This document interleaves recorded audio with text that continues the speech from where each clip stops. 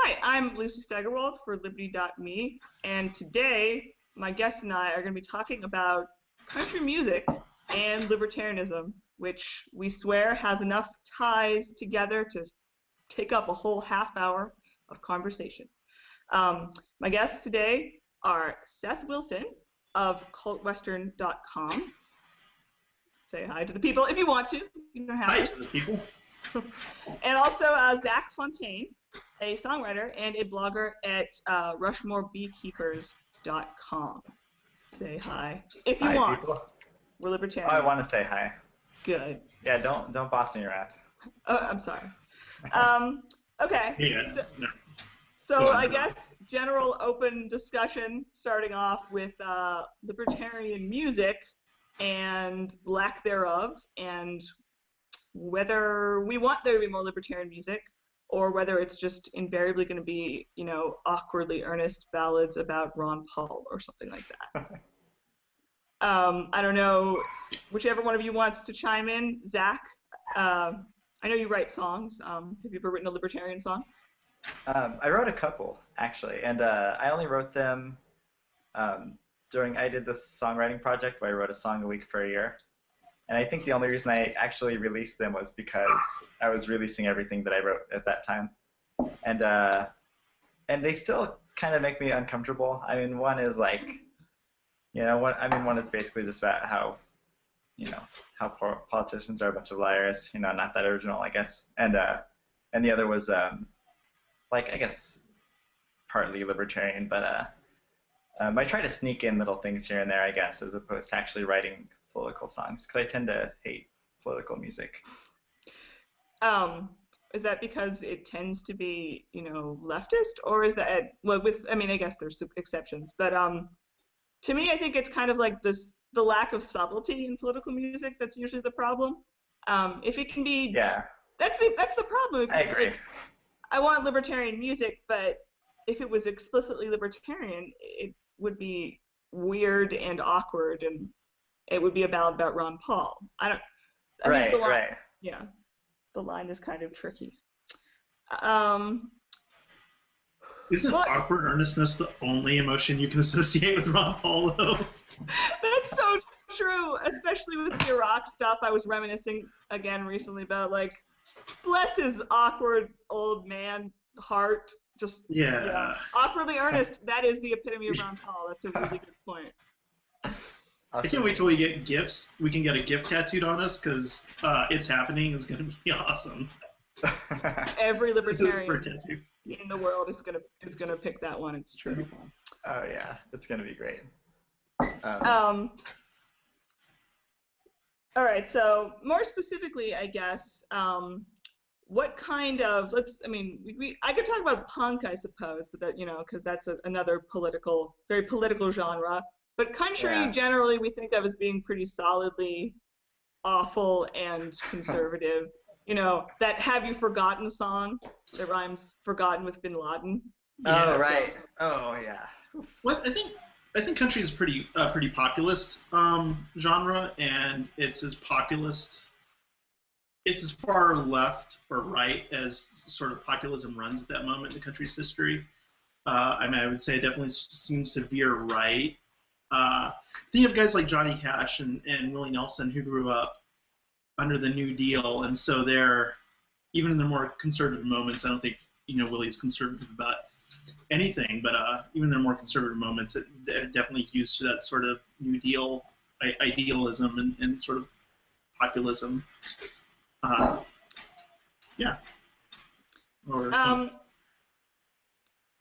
There's the outlaw country thing, and then there's the Nashville country, I guess. And the outlaw is supposed to be very, it's Steve Earle, and we're gonna have Steve Earle sooner or later.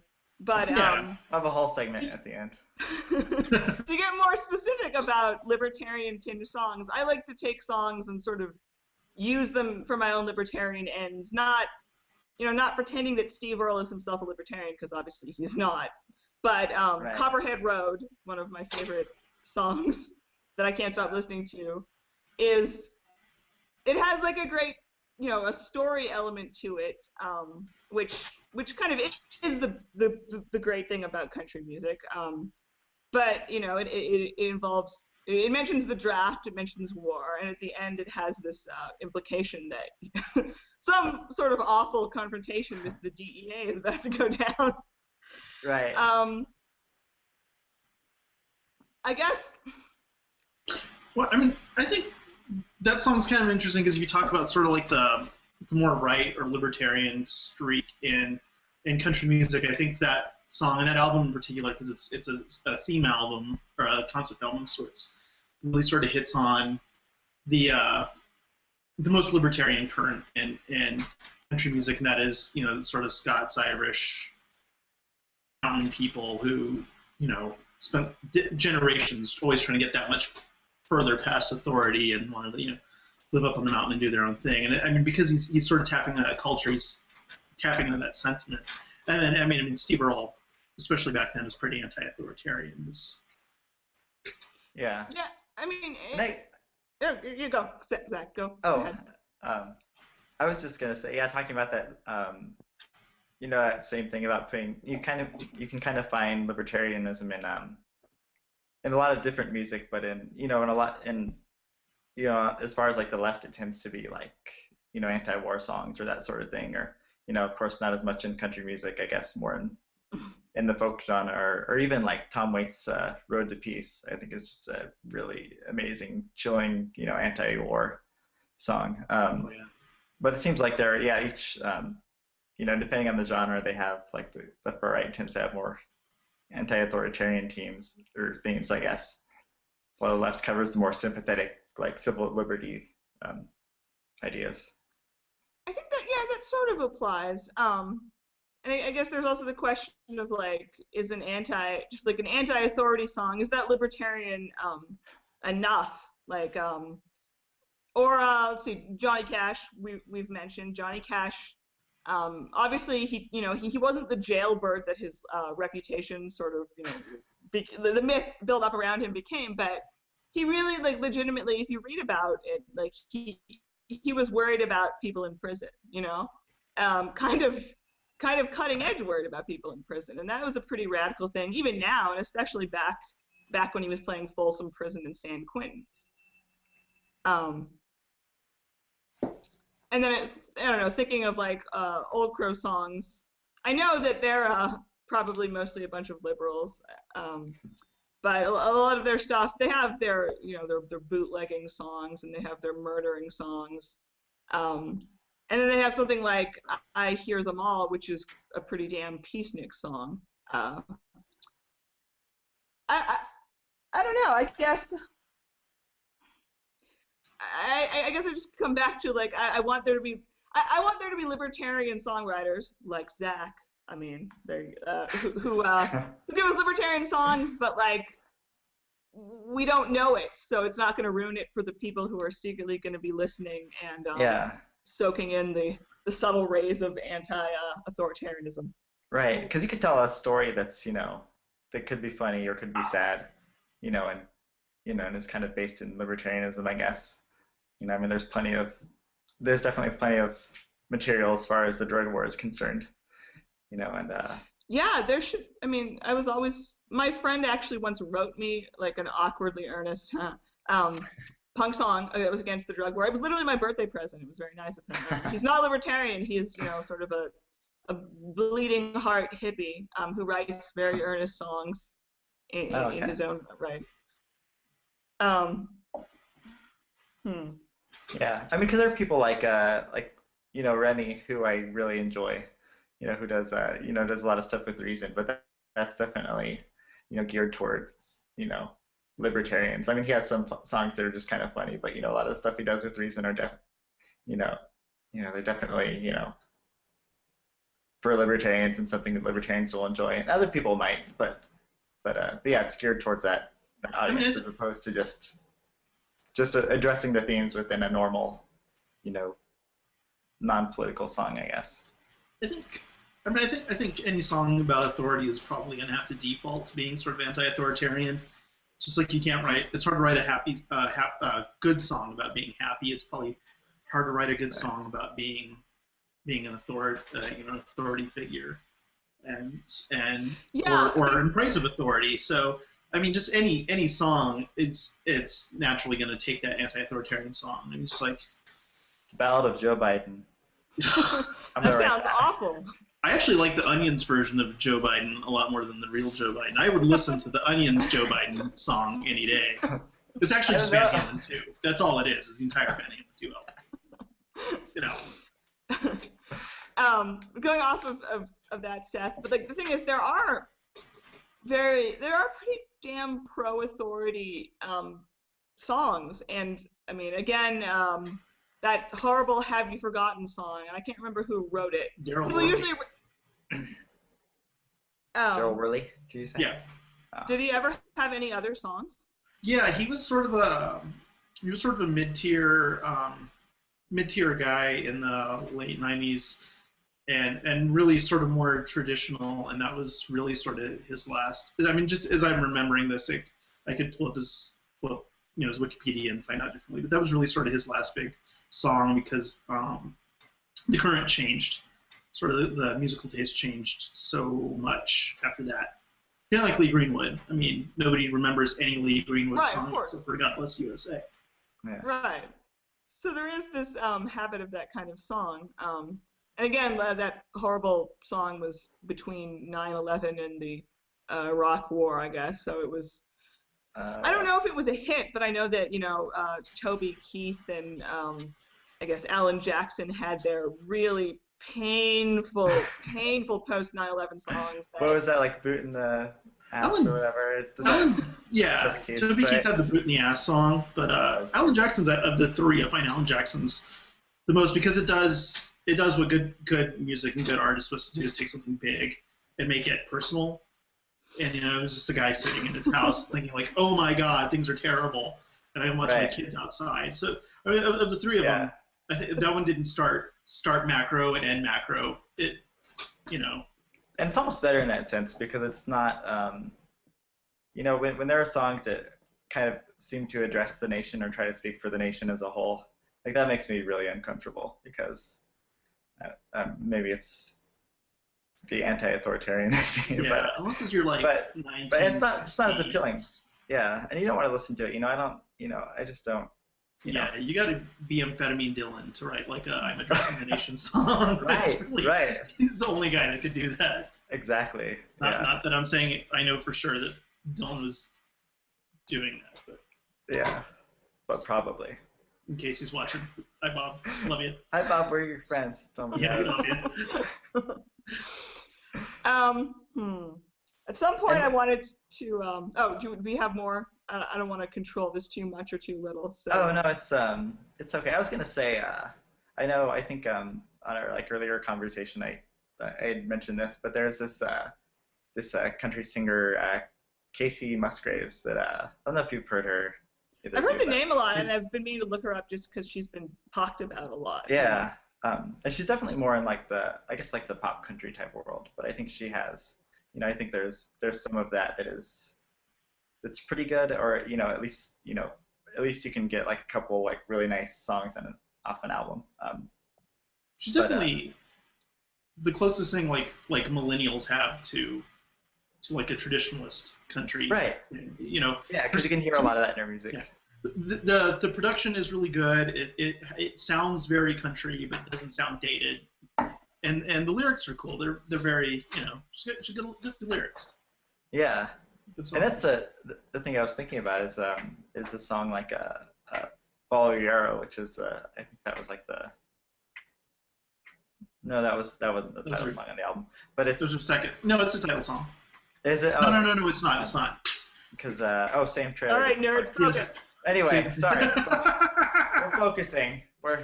It takes. It was the second single off the album. Yeah. Music dorks. Music dorks. But it's and I guess she played some like LGBT support events and everything. Mm-hmm. But the song actually mentions that it's okay for people to be gay and it's okay to kind of do your own thing and love whoever you want to love, and actually talks about smoking marijuana in there, which is really interesting for someone in the pop country world. And I don't know how popular sure. she's remained since then, but it's very. But when I heard the song, I definitely heard the libertarian chant in it. Not that we're all a bunch of pot smokers, because I don't, I drink Republicans coffee. who smoke pot. Of course. Exactly. Yeah. I love that. I love that argument. Republicans who smoke pot. Mm-hmm. But hearing What's that wrong was with striking that? to hear. Yeah, it's fine. Do whatever you want. But it had this real, great, like a real emotional take, kind of on the, live your life how you're gonna live it, and See, that feels libertarian to us as libertarians, and then you invariably find out that someone's, a democratic socialist or a Democrat. They write a song about living your life, and then they vote for Obama the next day, and that sort of thing. So live your life. We'll just control some of it. Right. I mean, and that's why I guess it comes down to, like, you want a libertarian to be writing these great songs that are accessible to all these people. And you don't want to find out, I guess, at the end of the day that they support various awful things. Right. And really, I think. Oh, go ahead. Sorry, I was just gonna ramble some more. Okay. I was just, I guess, curious, branching a little away from country, but I was thinking of anti-war songs and protest songs, and I don't know this might be a little too, like, minutia-y, but, like, what makes, Masters of War awesome, and like Paul McCartney and Neil Young's post 9/11 music just appallingly bad. But what? It's like you approach this political thing, but you can't. If it's too vague, it's no longer about these issues. But if it's too specific, it becomes sort of bizarre. I think you either have to go. You either have to be very specific, and I think one of the all-time great country anti-war songs would be "Mama Bake a Pie" by Tom T. Hall. I don't know that song. Check it. You really need to Spotify that as soon as we're out of here, because it's really great song. Right now. As all Tom T. Hall songs are. But that and Ruby Don't Take Your Love to Town, which is a guy who's lost use of his legs in Vietnam and his wife is running around on him. It's kind of also an anti-war song, I guess. But they're very, very specific story songs, which is sort of how country, if it has a message, if it has some sort of larger message, it will usually pin it on some sort of every man like that. So I think, and that's really plays to the country's strength as a genre, is that sort of everyman specificity. And as Masters of War, I mean, Dylan's probably bullshitting us all. He said he was not paying attention to Vietnam when he was writing that. He was reading old newspaper articles from the Civil War. But I think in that case, that's totally true about Dylan. Yes. Yeah, and he could be bullshitting us, and if he is, I mean, that's kind of part of his brilliance. And the song's still good, no matter if he's bullshitting us or not. I mean, and because it's that's the point. It's vague on. It's vague at such a huge remove that song could be about pretty much any war ever, because just the facts don't change. Well, it's like about the military-industrial complex as a whole, right? Yeah. Well, somebody in Athens could have probably sang that about going to war with Sparta. So, I mean, to me, it just hits that baseline. That's such a basic themes. Mm-hmm. Right. And he's played it at, like, that's one of the songs, that he's had on his, playlist at shows for years. Like, when I saw him, he played it, and it seems like every live album, there's a version of it somewhere. So I didn't know he still played that. That's good to know. Yeah. He still plays a lot of stuff off his Christian albums, too, which is that's probably not good. I like the Christian trilogy a lot. So. I haven't ever listened to his super Christian stuff, I don't think. Solicitor Cummings, pretty good. Right. Yeah, that's good. I mean, my fear about this sort of conversation we're having is that it all comes down to, like, the je ne sais quoi of awesomeness, and you can't, or like the obscenity test, like, it when you see it, it when you hear it, like, when it works and stuff. Let's see. And it's hard because it's so like, I mean, music. I think music as a art form is so interpretive that, unless you're kind of saying something outright, it's interesting. I mean, like there are a lot of songs that we could see as libertarian songs that, and then you see an interview with the writer or whatever, and they have this totally different take on it. Mm-hmm. So it's interesting to have that aspect of it too, because you don't really know what was, I mean, like Bob Dylan, making up, well, what we think he was, paying attention or not paying attention. It's Well, I mean, I always appreciate Dylan for his like ridiculous refusal to be anyone's messiah. I mean, obviously he's a weirdo, but like his refusal to be anyone's, political messiah. And I remember they did that Rolling Stone interview with him like 2 years ago, right. And he just like they were trying to get him to say something pro-Democrat, and yeah, they kept asking about Obama. I remember that. Mm-hmm. Yeah. Yeah, and he gave such a kind of bland half sort of statement that they just ran with like it was. They want. I mean, right. they want him on the team. That's kind of the thing. It's I want Bob Dylan on my team. We all know who does. We all know he's a libertarian. Let's establish that right now. I mean, I think part of this also is the idea that most culture, I guess, unless you have a caveat of some kind, like culture is seen as liberal, and that's movies and music too. And I think that's conservatives' problem often is that they try to overcompensate for that sort of invisible liberalness, and then they sound ridiculous, like the aforementioned 9/11-y songs. And I mean, do you guys? I don't know. Do you guys think it would help to have sort of libertarianism more mixed into the culture, or does it not matter because if we had 1,000 libertarian songwriters, the point would be that we were already there? I think there's a lot of. I don't think it's in country, but I mean I think a lot of hip hop is pretty libertarian. But, that's a good point, actually. And Big Boy actually voted for Gary Johnson. So that's right. That's right. Yeah. But and I mean I think it's there. I think with alternative country, because you're getting so many people who are coming from like basically aging out of like college rock to punk rock and needing to play something a little more quiet because because it's nidus. It's probably always going to skew a little sort of college lefty. But I think so long as people get speeding tickets or worry about carrying a joint in their pocket or something like that, I mean, there's always going to be that anti-authoritarian je ne sais quoi, that sort of anti-authoritarian thing to music. I mean, country music is inherently an outsider music. It's defined by its otherness. It's not, it's the people who live out there. It's those people over there. So I mean, it's always going to have that aspect of that sort of outsiderness and that sort of anti-authoritarian. I hope so. As long as Yeah. Nashville. I mean, now it's all about like hanging out on tailgates with jailbait and drinking like store-bought moonshine. But we still have a ton of, I mean, outlaw country-esque in anti-mainstream Nashville. Like, there's so much of it out there, which is delightful, of course. So it's not the state of country music isn't as dire as some. Oh no, it never is. I mean, yeah, there's so much more of every type of music now. I mean, more than there ever has been, which is awesome. It's just, how much do you want to look for it, I guess. Mm-hmm. But then part of the problem too is, that libertarians don't always want to be called libertarians, and they don't always want to be part of a team as much as like Democrats or Republicans or other like high-profile political groups do. Right, there's herding cats. Yeah, right. So there's it's an ideology. Yeah.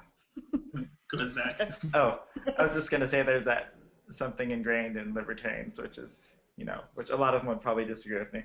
It's an ideology based on disagreeing. Right. It's not ideology based on like, well, I don't want to do what you're telling me to. Right.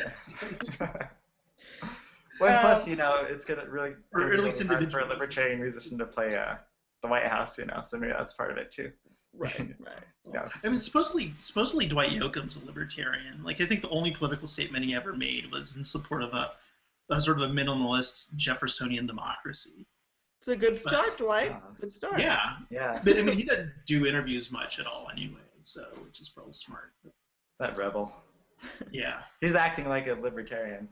And then really, there's a guy. He's not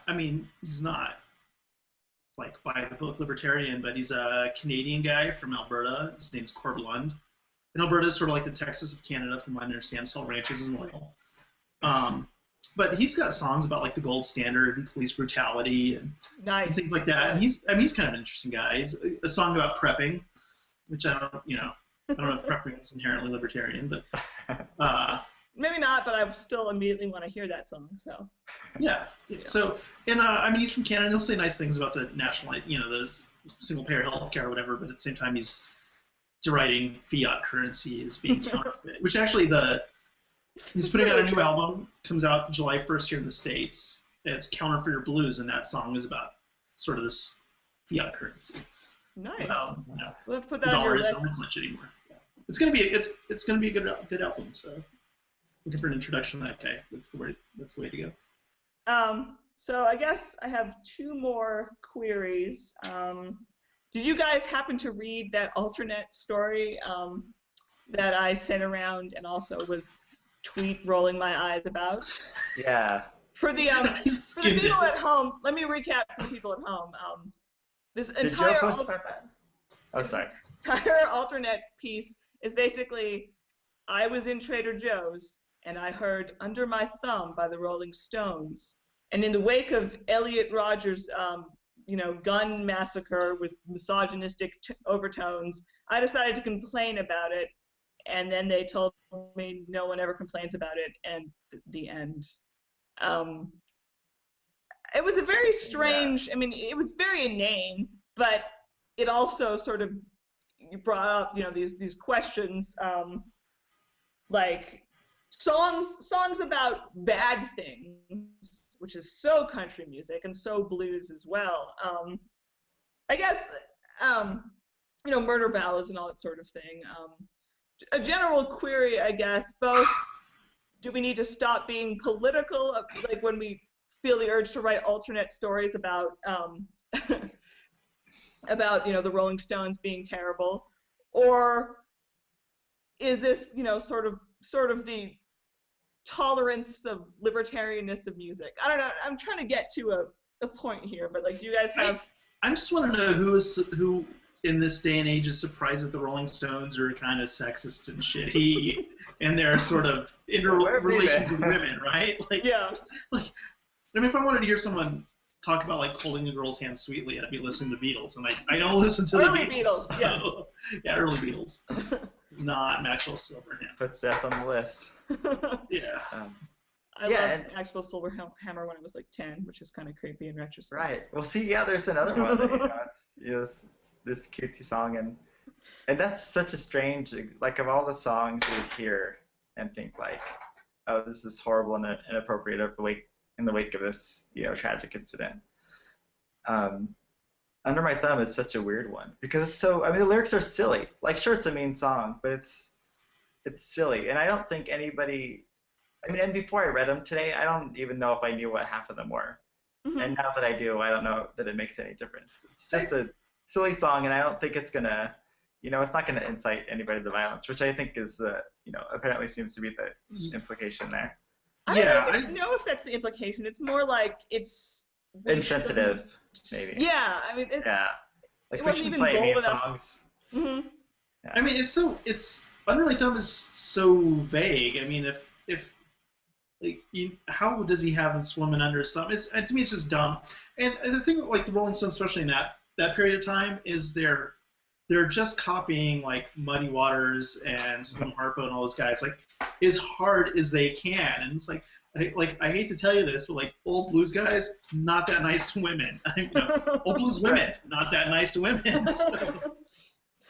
Yeah, there's the blues cliche and sort of the country one is shooting your no good woman down. But there were reversals. There's Frankie and Johnny is a reversal. There's a couple of other ones where the woman shoots her man down. I don't know. I like pretty songs much all of about Miranda bad Lambert's things. career. Yeah. What was that? Pretty much the entire Miranda Lambert catalog is about shooting men. So. Really? Yeah. Okay. I haven't listened to her much either in my time, Yeah. but. Me either. So much. I mean, I just but know you like all still the big know singles. because you're a about nerd. that. Yeah. Well, I mean, all her big singles are about that. So. Okay. And if I lived with Blake Shelton, I'd probably want to shoot him too. So. Yeah.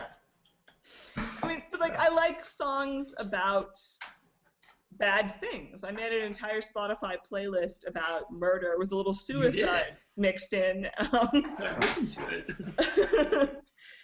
Yeah, I need to find that one. And this is sort of political. To object to this kind of music is in itself political. This sort of liberal, softy idea that we shouldn't talk about that is not nice, and maybe if we talk about it, bad things will happen. And this maybe leads into the final point, which is not that we should turn off our brains about politics, because politics sucks and it hurts people, but that music and culture are so much better than politics. And let's just take a moment to appreciate how much better. You guys aren't in, the libertarian movement, as far as I can tell. You guys kind of seem to do your own things and think a lot about, obviously, music. I don't know. Just can you give me a little bit about why your lives have more country music and less thinking about Eric Cantor in it? I grew up in rural West Texas in the 80s, so I don't know that I had much of a choice. But I grew up in El Paso, and I mean the Marty Robbins song, especially back then, it's gonna get stuck in your head. Grew up in a farming ranching family, so that's kind of what we listened to. It's what we did. Plowing fields and riding horses across the desert and all that. Music that makes sense to me. Yeah, and I don't know. I think I found music much more appealing than anything political people I knew was doing. And maybe that's because I'm from Las Cruces, New Mexico, which is pretty close to El Paso. But it's one of those places that at least at that time seemed to have, or when I started hearing about politics, it was all kind of like the rest of the country where it's this even split between Democrats and Republicans or left wing and right wing, and I just really didn't want to be in that fight. I guess probably, and I just had more fun things to do, I suppose. I mean, are you guys I have other people I know are sort of like you. I have a amazingly Southern friend from Virginia. And I've been to a bunch of Old Crow shows with him, and he's introduced me to some other bands that I love. And he plays, a little string band thing.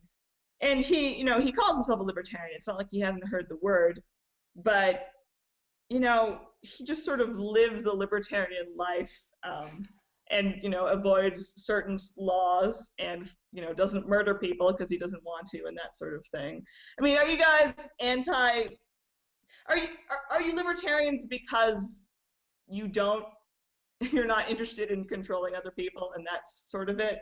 There's a subtle point I'm trying to find here. Yeah, I mean, for me definitely growing up in the country, growing up in a rural environment, definitely made me not want to control people, but also not want to be controlled, and and then I live right, where I grew up. It's right on the border, the river's in my front yard. Zach has seen it, and I mean the border right wall's there. in my front yard. So whether I want it or not, politics is sort of right there, and when you sort of investigate it, you can't look at that border and not wonder. And then the more you sort of look at it, you think all the problems we're having a half a mile away from me. If we legalize drugs, they'd probably go away, and we change the way we handle immigration, then people wouldn't show up on my doorstep having been beaten by the coyote. So, that's sort of definitely an entry point into it, and also just growing up being able to run wild in the way. Seth, Yeah, Seth didn't have any rules when he was growing up. He doesn't need any now. Stay within eyesight of the house. Yeah. And it was flat. You could see a long way. So. Well, yeah, I think that's where a big part of it comes from, is I don't, I think like you were saying, I don't really feel the need to control anybody. And I think that comes from not wanting to be controlled. I kind of want to be, left alone to an extent, and I think that's what makes it kind of hard to get politically involved, because just leave me alone, which probably is not good. No, I think it's a good impulse. I mean, you can't, and some of my favorite libertarians, like, my embarrassingly excessive hero worship towards Radley Balco. Part of that is, and the man lives in Nashville and he loves country music as well. But people who don't nerd out about politics, people who give it kind of the side eye, and either they involve themselves because they want to do some good and try to get the government to bugger off. But the impulse to ignore politics, I think, is such a healthy one. And that's one of the many reasons that I like you fine gentlemen. Why, thank you. Actually, I try not to talk about politics a lot because I just don't want to make every single person mad. And I think of course. I'm also just like contrary by nature. So I think that has a lot to do with it too. Well, it's whatever you're doing, keep it up. But I don't know. The takeaway here is that country music is awesome, and I would agree. Yes, more awesome than politics. That's the subtext and the text of this particular event. I think we should probably wrap this up for today. I think that we should talk again sometime, possibly about conspiracy theories. Yes. And you guys got to send me some lists that we can put up beside the podcast, so the people can learn more about what they should be listening to. Sure. Yeah, I have one ready, I think. Good. So send those to me, and I guess I will stop this here broadcast. But Seth and Zach, thank you very much for talking to me this evening. Thanks for having me. Yeah, thanks for having us, Lucy. I would say it definitely seems to veer right. Think of guys like Johnny Cash and Willie Nelson, who grew up under the New Deal, and so they're, even in the more conservative moments, I don't think Willie's conservative about anything, but even in their more conservative moments, it definitely hews to that sort of New Deal idealism and sort of populism. Yeah. I mean, there's like the outlaw country thing, and then there's the Nashville country, I guess. And the outlaw is supposed to be very, it's Steve Earle, and we're gonna have Steve Earle sooner or later. But I'll have a whole segment at the end.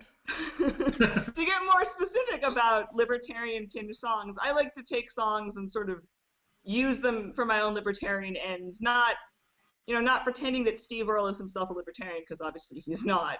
But Right. Copperhead Road, one of my favorite songs that I can't stop listening to, it has like a great, a story element to it, which kind of is the great thing about country music.